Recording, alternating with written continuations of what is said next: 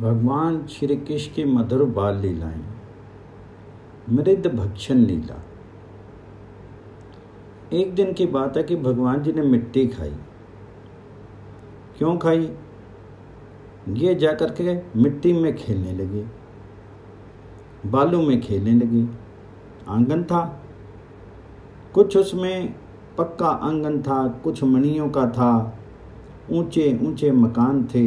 ये 3 तरह का वर्णन आता है, गोष्ठ का और निकुंज का। एक का निर्माण होता है मनुष्य से, एक का निर्माण होता है प्रस्तर से, बालुका और धूलि आदि से, और एक का निर्माण होता है पत्रों पुष्पों से। खास करके निकुंज के बारे में ये बात आगे आएगी कि ये पत्र पुष्प का निकुंज है। वह सबसे अधिक सुंदर और उत्तम मानी गई है। यहाँ भी तीनों ही प्रकार की सामग्रियाँ थी। नंद बाबा के आंगन में भी बड़ा प्रकांड आंगन था। उनमें एक तरफ बगीचा लगा हुआ था, दूसरी ओर कच्ची जमीन थी। वहाँ सुंदर बालिका भी थी। ये रजकन भी बड़े भाग्यवान। पृथ्वी के रजकनों का भगवान जी ने आकर के अपने पैर रखे। ये ब्रह्मा जी आगे कहेंगे स्तवन में ही कि महाराज, मुझको तो वृंदावन में लता गुल्म का नाम उन्होंने नहीं लिया। लता गुल्म का नाम तो उद्धव जी ने लिया। उन्होंने सोचा कि शायद लता गुल्म भी ना बनावें तो कहाँ कुछ भी बना दो, वृंदावन में कुछ भी बना दो, जिससे हम वहाँ आकर के रह करके जाएं, जिससे किसी भी प्रकार से उन गोपांगनाओं का, गोप बालकों के चरणों का स्पर्श प्राप्त हो जाए। कैसे भी बहुत बड़ा सौभाग्य है इस राज्य का भी, इन धूलिकनों का भी, जिनमें भगवान श्याम सुंदर खेलते हैं, नृत्य करते हैं, और जो धूल कण उड़ उड़ करके उनके बदन का और केशों का स्पर्श करते हैं। ये देवता लोग यहाँ पर इस भूमि में रजकण बन करके आते हैं। आज भगवान जी ने कहा कि यहाँ से देवताओं को निकाल दो। वह देवता जो रजकण में वर्तमान थे वे अलग हो गए, उनकी इच्छा। लेकिन जो देवता इंद्रियों के अधिष्ठात्री हैं वे कहाँ जाएं? भगवान यहाँ पर इंद्रियों को लेकर के खेल रहे हैं। यद्यपि इंद्रियां भगवान जी से अलग कोई वस्तु नहीं है, तथा भगवान जी का शरीर, भगवान जी का स्वरूप, भगवान जी का मन, भगवान जी की इंद्रियां, ये सारे के सारे सच्चिदानंद घन भगवत रूपी हैं। सब जिनमें हैं, सब लीलाएं हैं। ये उद्यान में खेल रहे थे और वहां पर धूल थी। आज उनके मन में आया कि चलो घरौंदा बनाने का खेल खेलें। सभी बालों की मिट्टी के घरौंदा बनाने लगे। अब श्री कृष्ण जी उंगलियां छोटी छोटी और नन्हे नन्हे हाथ में वह भी धूल इकट्ठी करके उससे स्तूप बनाने लगे। फिर दीवाल, घर इत्यादि की रचना करने लगे। श्री दाम ने भी इसी प्रकार अनुकरण किया। सुंदर दीवाल बनाई, नगर बनाया, एक एक घर बनाए, और इससे बना नहीं। इनकी एक बड़ी विलक्षण बात है कि ये यदि स्वयं ना हारें तो इनको हरावे कौन, और ये जीते हैं, जीते ही रहें तो फिर लीला क्या हुई। ये अजित हैं, इनको कौन जीते। ये तो सब पर स्वभाव से विजय प्राप्त किए हैं। ये अगर नहीं हारे तो कोई इनको हरा दे, ऐसी बात नहीं है। इसका स्वभाव है हारे हूं खेल जितावे मोही। भरत जी ने कहा अपनी हार मान करके भी, अपना पराभाव स्वीकार करके भी ये भक्त का आनंद वर्धन किया करते हैं, उनको विजयी बनाया करते हैं और स्वयं पराजित हो जाते हैं। ये स्तूप बनाने लगे तो इनसे मकान आदि ठीक बनाने और श्री दाम अच्छा बना दे, शीघ्र सभी चीजें बना दे, तो उनके मन में विजय उल्लास हो कि देखो मैंने बना दिया। और ये कन्हैया नहीं बना सका। तब सब बच्चे ताली पीटे कि कृष्ण हार गया, हार गया। इससे बनाने ही तो उन्होंने स्वीकार कर लिया कि मुझसे तो बना नहीं। श्री दाम बड़ा होशियार है, जरा मुझे सिखा दो। श्री दाम बोले क्यों सिखा दें, तू तो बड़ा राजा बना फिरता है और आज हार गया तो कहता कि सिखा दो। अब ये बार बार हारे ही हारे और वह सब बार बार जीते ही जीते। सब बच्चे बहुत ताली पीते तो इन्होंने सोचा कि अब लीला बदली जाए। बोले हमारा नहीं बनता है तो जाओ, तुम्हारा भी नहीं बनने देंगे। उठ करके खड़े हो गए और श्री दाम के बनाए हुए घरों को ढा दिया। श्री दाम ने कहा क्यों ढा दिया मेरा, मैं फिर बनाऊंगा। फिर बनाया, तब पुनः गिरा दिया। तो बच्चों ने कहा क्यों गिरा दिया। श्री दाम गुस्से में आकर के बोला मेरे बनाए हुए को क्यों गिरा दिया, मैंने बनाया था, ऐसा बना नहीं सकते, उल्टे बना बनाया गिरा दिया। अब ये गुस्से की लीला हुई। फिर सोचे इनका ध्यान बदलना है, तब मिट्टी लेकर के खाने लगे। यहाँ बड़ी सुंदर बात कहते हैं कि किसी रचना में इनको प्रयत्न नहीं करना पड़ता। संकल्प किया और भ्रकुटी जरा सी चली कि सैकड़ों सैकड़ों विश्व ब्रह्मांड आदि की सृष्टि हो गई, रक्षा हो गई और पुनः संहार हो गया। जिनकी बाहों के जरा सी भी कोई दूसरी स्थिति हो जाए तो संहार हो जाए, देख लें तो सृजन हो जाए। इस प्रकार के जो भगवान जिनकी भृंगमी भृंगभंगी भ्रुभंगी शत शत विश्व ब्रह्मांडों की रचना में और पालन तथा संहार में समर्थ तुरंत कर डाले, वे भगवान आज भक्त के प्रेम पर वश होकर के मिट्टी के घर बना रहे हैं और बना नहीं पाते।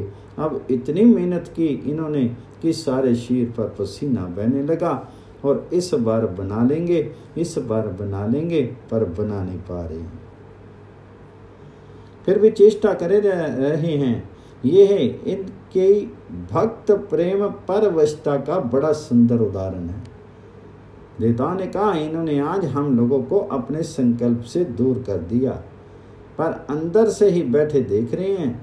ये भगवान की ज्ञान लीला है। कहते कि मानो देवता तो कंठित हो गए। देवताओं ने मन में सोचा कि आज हम रजकंठ से हमारे मस्तक का अभिषेक हो जाए तो हम निहाल हो जाएं। जिस मिट्टी से घरौंदा बना रहे हैं उस रजकंठ का कितना महात्म्य है। जो असत पुरुष हैं उनके लिए तो ये अलभ्य है, उन्हें छाया एक नहीं मिलती। देवताओं ने कहा हे दया में, हे गरुणा सागर, हे नारद आदि सनक आदि मुनि वृंद के परम ध्येय, हमें इस राजकंठ का जो ब्रज सुंदरियों और ब्रज बालाओं और तुम्हारे अंगों से स्पर्शित है वह मिल जाए। मानो प्रार्थना सुनते ही भगवान जी ने गोराज को यहाँ की धूली कण को अपने मुख में ले लिया। दूसरा कारण यह आता है कि भगवान जी ने गीता में एक प्रतिज्ञा की है, मुझको जो जिस प्रकार से भजता है उसको मैं उसी प्रकार से भजता हूँ। ये गीता में तो कहा है, परंतु ये भगवान जी को स्वाभाविक प्रतिज्ञा है। इनको बार बार कहा है कि जो मुझे जैसा भजता है उसको मैं वैसे ही भजता हूँ। इसे बड़ी महिमा है कि इतने बड़े भगवान और भजने वाले के अनुरूप भजें, सेवा करने वाले के अनुरूप सेवा करें और उसका बदला ज्यों का त्यों उतार दें। ये कितनी ऊंची महानता है। ये भगवान जी की नित्य घोषणा होती है उनके श्रीमुख से। लेकिन आज भगवान जी ने सोचा ये प्रतिज्ञा हमारी ब्रज में चलनी है कि नहीं। ये तो प्रतिज्ञा उन लोगों के लिए है जो बदला ले लेते हैं, जो किसी प्रकार से सेवा करके और उसके बदले प्रसन्न होकर के मालिक जो दे उसे ले ले और लेने में उसे सुख मिले, उसके लिए यह प्रतिज्ञा है। भगवान जी ने सोचा कि ब्रज में मेरी ये प्रतिज्ञा ठहर सकती नहीं। ब्रज में जो वात्सल्य सांख्य माधुर्य के आधार पर श्री गोपांगनाएं और गोप सखा इत्यादि हैं, ये तो सर्वत्यागी हैं। सर्वत्यागी का अर्थ आवेगा प्रेम के प्रसंग में कि केवल प्रेम संपद का सुख ही जिसका जीवन बन गया है उस प्रेरणास्पद के सुख के अतिरिक्त जिसके स्वभाव में, जिसकी निष्ठा में, जिसकी इच्छा में, जिसके स्वरूप में कुछ और नहीं रह गया हो, वह सर्वत्यागी है। ऐसा बतलाते हैं कि जो मुमुक्षु मोक्ष के इच्छुक हैं वे त्यागी अवश्य हैं, परंतु वह भी सर्वत्यागी नहीं है, क्योंकि वे अपने वचन युक्त अहम को मुक्त करना चाहते हैं। मुक्ति में, मोक्ष में बंधन की अपेक्षा है। बंधन ना हो तो मोक्ष हो किसका? और जहाँ बंधन का है वहाँ कोई अलग अहम राजी है जो अपने को बंधन में मानता है। बंधन किसी का होता है तो वह मुक्षु कहता है कि मैं बंधनों में हूँ और मैं बंधन से मुक्त हो जाऊं। तो बंधन से मुक्त होने की जो उनकी कामना है ये उसमें अवशेष है, इसलिए सत्यागी नहीं। सत्यागी कौन है? प्रेम संबद्ध प्रीतम के सुख के अतिरिक्त जिसके स्वभाव में और कुछ शेष नहीं रह गया, वह सत्यागी है। ये सत्यागी के आचरण कहीं कहीं लोक दृष्टि में विपरीत हो सकते हैं, क्योंकि उसको न परवाह है लोक दृष्टि की और न परवाह है लोक की, तथा न परवाह है परलोक की और न मोक्ष की। उसको तो केवल एक ही बात देखनी है कि वह स्वाभाविक देखता है कि मेरा प्रेम संबद्ध किसी बात में सुखी होता है, वह उसको सुखी कर देने वाली बात यदि मेरे आचरण में दोष उत्पन्न कर दे तो उसको परवाह नहीं, वह सुखी हो जाए बस। ये सिद्धांत कहते हैं कि जिसका भगवान जी को अनुकूल स्वाभाविक आचरण होता है उसमें क्या कभी कोई दोष हो सकता है? दोष तो जगत की कामना में ही रखते हैं। जब जगत की कामना का परित्याग हो जाए तो दोषों से सर्वथा मुक्ति हो जाती है। भगवान जी ने सोचा कि ब्रज में तो हमारी बात चल नहीं सकती, ये तो गोपी और गो बालक सर्वथा त्याग करेंगे, मेरे सुख को ही जीवन का सर्वस्व मानते हैं। बोले मैंने ये बात कही और जिस मुंह से ये बात कही जाए उस मुंह में धूल डाल देना है, ये बात ब्रज के लायक नहीं। ये तो उन लोगों के लिए कहने की बात है जहाँ कुछ अहम काम करता है। वहाँ तो भगवान की बड़ी महिमा बोलते हैं ना कि भाई जो जैसा करता है भगवान जी वैसा ही करते हैं, महिमा भगवान जी की। परंतु यहाँ ये बात नहीं है। भगवान जी ने सोचा कि इस मुंह में धूल डाल देनी चाहिए जो मुंह प्रेमियों के सामने ये कहे कि मैं तुम्हारे अनुरूप बनूंगा, तुम्हारी सेवा के अनुरूप सेवा करूंगा। यहाँ मैं वैसा कर ही नहीं सकता, यहाँ तो ऋणी ही रहना है, यहाँ तो सेवा ही नित्य करवाना है और इस सेवा को करवाने में उनको सुख की उपलब्धि होती है। इसलिए जिसमें उनको सुख की उपलब्धि होती है वही होता है सेवक का भाव। इस अवस्था में जो मुझे जिस प्रकार से बचता है उसे मैं उसी प्रकार से बचता हूँ, जो मेरी जिस प्रकार की सेवा करता है उसे मैं उसी प्रकार की सेवा करके उसका बदला उतार देता हूँ। ये बात यहाँ शोभा नहीं देती।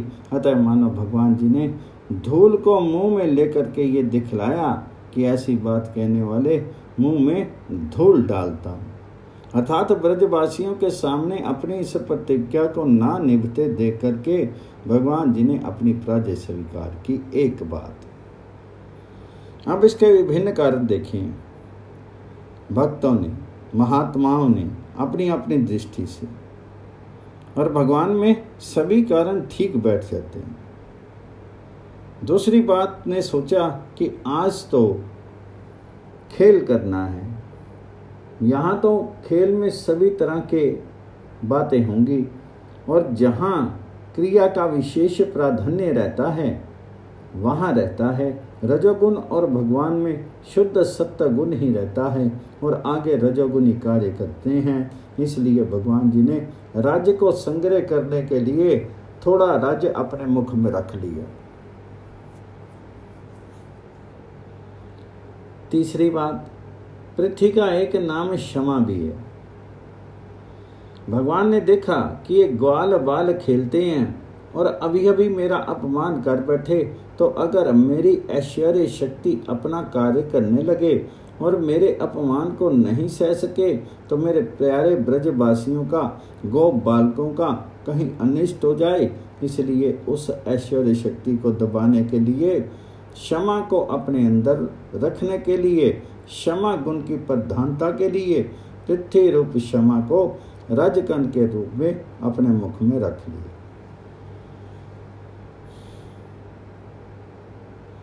चौथी बात, अभी बताया जा चुका है कि देवताओं ने देखा कि हम इंद्रियों के अधिष्ठात्री देवा जो अंदर बैठे हैं, जो हम जरा सी विशेष प्रार्थना करेंगे कि आज हम जरा मूर्तिमान हो जाएं, ये गोप बालकों और गोपांगनाओं के चरणों के द्वारा स्पर्श जो धूली है ये मुंह में रखें तो हम सब पर पड़ जाए और हम निहाल हो जाएं। ये बात भगवान समझ गए, इसलिए भी उन्होंने मुंह में राज्य रखी। इनको तो सबकी इच्छा सब प्रकार की पूरी करनी है। पांचवी बात, पृथ्वी को संस्कृत में रसा कहते हैं। भगवान जी ने सोचा कि सब रस तो मैं ले चुका, पर ये रसा का रस जो है, इस पृथ्वी के धूल कण में क्या रस है, क्या स्वाद है, ये भी तो रस होती है ना। अतः इस रस का भी आज रस वादन करें, इसलिए मुंह में रज रखी। छठी बात, ये बात लोगों के देखने में खासकर मर्यादा के क्षेत्र में जरा गड़बड़ सी मालूम होती है। उद्धव ने चाहा कि गोपियों के चरम धूलि का स्पर्श हो जाए मेरे मस्तक से, पर भगवान जी ने चाहा कि यह धूलि तो मेरे प्रसाद की चीज है, उसको तो मैं चाटूं और इसका भक्षण करूं। ये जो मेरे प्रेमियों की पग धूलि है, ये मेरे लिए केवल सिर चढ़ाने की वस्तु नहीं है, ये तो रसमयी है। सारा रस भक्तों के प्रेमियों के चरणों में ही आकर के केंद्रित हो जाता है। रसो वही सा, ये भगवान जो रस रूप हैं, रस में हैं, ये रस जाता कहाँ है, इसके लिए स्थान कहाँ है ये रस ऊपर चढ़ करके जाता है प्रेमियों को हृदय में, और हृदय का जो रस है प्रेमियों का, ये उतर करके भक्तों के चरणों में चला जाता है। और इन चरणों का जहाँ स्पर्श होता है, वह वस्तु, वह स्थान, वह क्षेत्र रस में बन जाता है। ये मेरे प्रेमी गोप बालक, मेरी प्रेमिका, ये गोपांगनाएं, इनके चरणों के रस से जो यहाँ का एक एक कण रस में हो गया है, वह एक एक कण मेरे लिए आस्वाद्य है, भोजन है। जब तक मैं इसको अपने मुंह में ना रखूं, तब तक मैं इसका आदर नहीं कर पाता। यहाँ भगवान जी ने गुप्त रूप से ये बात निर्देश की। भक्तों के चरण धूलि पाने की बात तो उन्होंने स्पष्ट रूप में कही। भागवत में ही 11 स्कंद में भगवान जी कहते हैं, उन भक्तों की चरण धूलि प्राप्त करके उस चरण धूलि से अपने को पवित्र करने के लिए मैं उनके पीछे पीछे नित्य चला करता हूँ। 1-2 दिन नहीं, 1-2 बार नहीं, 1-2 समय नहीं, नित्य। भक्त मेरे प्रेमी अकिंचन का अर्थ जिसके पास अपना और अपने लिए वस्तुओं की बात तो दूर, संकल्प ही नहीं रह गया हो, ना अपना संकल्प, ना अपने लिए किसी वस्तु का संकल्प, जिसके अंदर से ममता का और अहम का संकल्प निकल करके सारी ममता, सारा ये भगवत चरणारविंद में समर्पित हो चुका है। ऐसे जो भक्त हैं प्रेमी, वे जहाँ जहाँ जाते हैं उन प्रेमियों की चरण धूलि से अपने को पवित्र करने के लिए मैं उनके पीछे पीछे नित्य चला करता हूं। ये तो भगवान जी ने स्पष्ट शब्दों में कहा। ये संकल्प ना करके क्रिया में इससे ऊंची बात दिखाई कि जिन चरणों के द्वारा स्पर्शित, जिनके रस से यहाँ का प्रत्येक धूलिकण रस में हो गया है, उसको मैं अपने मुंह में रख करके उसका आस्वादन करता हूँ। उस चरण धूलि क्या आस्वाद है, क्या रस है, उसका पता हम अपनी कल्पना से नहीं कर सकते। हम तो भाव राज्य की बड़ी सुंदर श्रेष्ठतम वस्तु है। भाव राज्य माने कल्पना की नहीं। भाव राज्य या भावना का अर्थ कोई कल्पना करे कर ले तो वह ठीक नहीं। भाव राज्य का अर्थ है प्रेम राज्य। प्रेम के 8 अंग हैं और उसमें जो 7वां अंग है जिसके महाभाव होता है, भाव महाभाव, यह भाव राज्य की बात है। उसमें कितना स्वाद है ये दूसरा कोई नहीं जानता। इसलिए भगवान जी ने उस ब्रजराज को अपने मुख के अंदर रखा। 7वीं बात कहते हैं कि इस संसार में पृथ्वी का हित करना है। ये अवतार तो सारे कार्यों के लिए, और पृथ्वी का जब हित करना है तो क्या करें? इसके कुछ अंश को पहले ब्राह्मणों को, द्विजों को दान करें, तभी तो पृथ्वी का हित होगा। दांतों का एक नाम है द्विज है। इसलिए पृथ्वी का दान करने के लिए उन्होंने उसका अंश दांतों के नीचे रखा, मुंह में रखा। कहते हैं कि चूंकि ब्राह्मण सात्विक कार्यों में लगे रहते हैं और उनको भी जरा असुर संहार के काम में हमारी सहायता करनी पड़ेगी, इसलिए भी उन्हें रज चाहिए।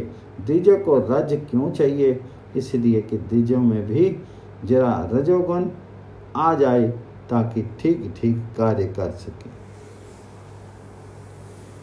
इसलिए भगवान जी ने राज्य का नाम मुख में रखा।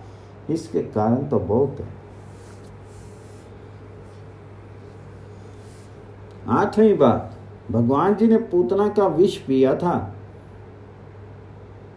जहर को मिट्टी काटती है, मिट्टी जहर का शमन करती है।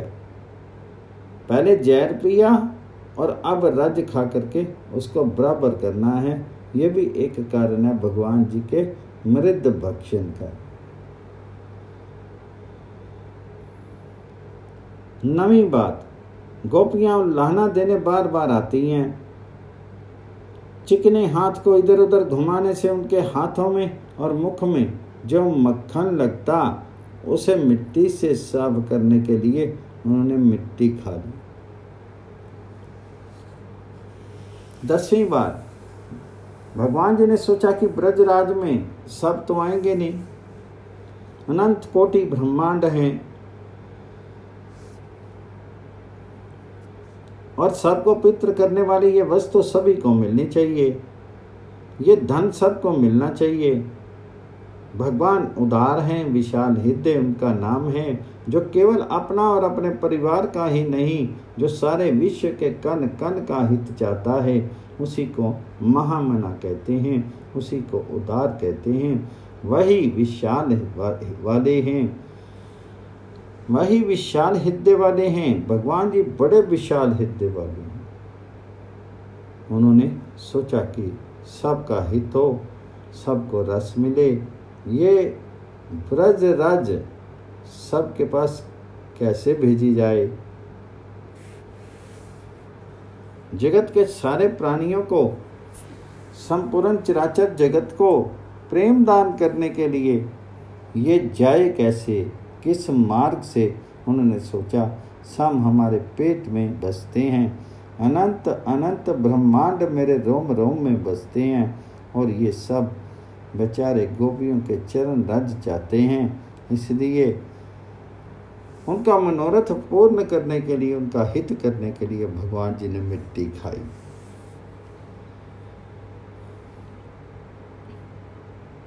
ग्यारहवीं बात कहते कि भगवान जी ने एक बात और सोची कि ये ब्रजराज जो है इसका इतना बड़ा महात्म्य है कि इसकी लालसा सब लोग करते हैं।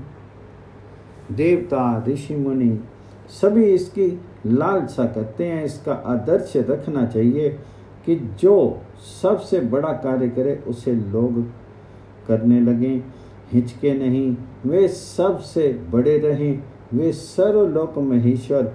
इन्होंने दिखाया कि यहाँ की मिट्टी मैं भी खाता हूँ। ये ब्रजरस सबके लिए आस्वाद्य है, भक्षण करने की वस्तु है, इसी के द्वारा सारा काम होता है, इसलिए भगवान जी ने मिट्टी खाई।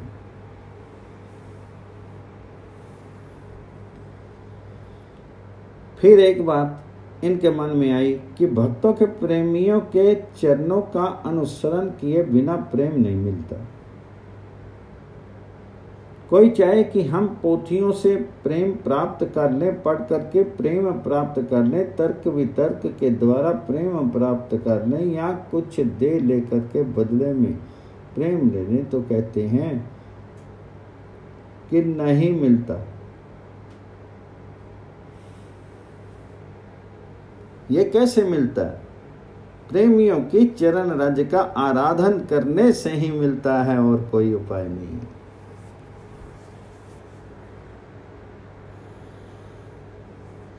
बिना महत पाद रजो विशेषम, ये तो बिना महान पुरुषों के, भक्तों के, प्रेमियों के चरणों की रज का आराधन किए बिना मिलता नहीं है। यह बड़ी विलक्षण बात है प्रेम राज्य में कि चाहे वे भगवान हो, चाहे भगवान जी के प्रेमी हो, ये दोनों बने रहते हैं एक दूसरे के प्रेमी, और उसको बनाए रखते हैं प्रेम स्पद। भगवान जो स्वयं प्रेम रूप हैं और सबको प्रेम दान वहीं से होता है। भगवान प्रेम के अचल अगाध समुद्र हैं, परंतु ये स्वयं प्रेम के स्वभाव को ग्रहण करके अपने में प्रेम की कमी का अनुभव करते हैं। ये मानो समझते हैं कि जितना प्रेम मुझको ये गोपालक करते हैं, वे माताएं करती हैं या गोपांगनाएं करती हैं, मैं तो उतना प्रेम कर ही नहीं सकता। और मैं तो अनंत ब्रह्मांड की बात सोचता हूँ ना, सारे जगत की कितनी कितनी व्यवस्था की बातें सोचता हूँ, और क्या क्या सोचता हूँ, और ये तो केवल मेरे ही बात सोचते हैं, मेरे सिवाय इनके लिए जगत में है ही नहीं। मैं तो कहीं प्रेम संबद्ध होने पर भी विशंबर सारे विश्व का भरण पोषण करने वाला हूँ।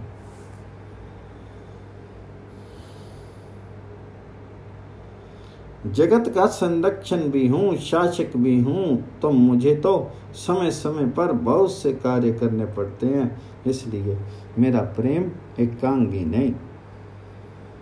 उनका प्रेम एकांगी है, ये सिवाय मेरे और किसी चीज को जानते नहीं। ये प्रेम मुझे भी प्राप्त हो, सोचा कैसे प्राप्त हो।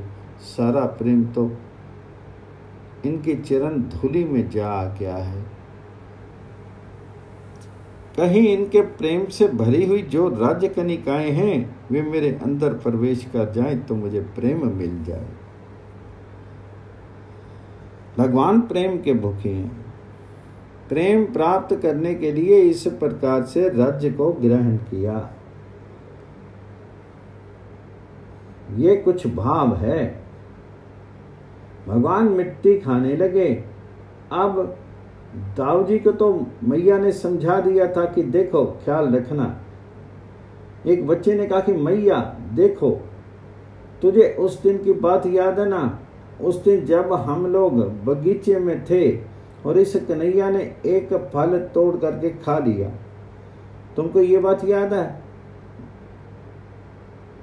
और मैया ने देख लिया था। मैया भागी भागी आई और इसके मुंह से फल निकाल करके फेंक दिया। और हम सबसे बोली कि बेटा देखो, ना मालूम ये क्या मुंह में डाल ले।